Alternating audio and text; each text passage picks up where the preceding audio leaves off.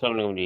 Viewers और काश्तकार भाइयों, चलते हैं आपको मौसम की अपडेट देते हैं और बताते हैं कि आइंदा 2 दिन यानी 16 तारीख और 17 तारीख 9 और 10 मुहर्रमुल हराम को यानी अशूरा के ऊपर जो है मुल्क भर में मौसम कैसा रहने वाला है।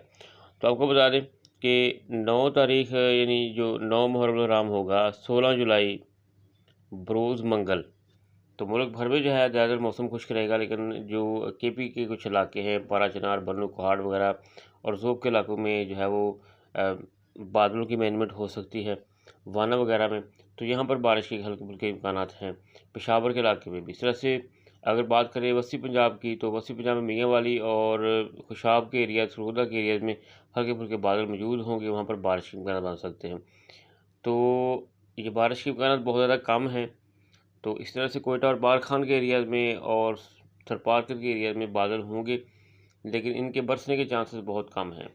तो इस तरह से जो 16 तारीख का मौसम है यानी 9 मुहर्रम नाम का मौसम जो होगा वो ज़्यादातर जो है वो खुश्क और गर्म रहेगा। अब बात करते हैं 17 से 10 मुहर्रम नाम की हवाले से, तो बात करते हैं तो लाहौर के कुछ एरियाज़ के अंदर जो है वो बारिश के इम्कानात बन सकते हैं। इसके साथ साथ पोठोहार के इलाके हैं, पेशावर है, खोस है, कोहाट है, ज़ोब और शमला के जात में बारिश के इम्कानात बन सकते हैं। इस्लामाबाद में बारिश के इम्कानात बन सकते हैं और कराची में भी जो है वो बूंदाबांदी हो सकती है।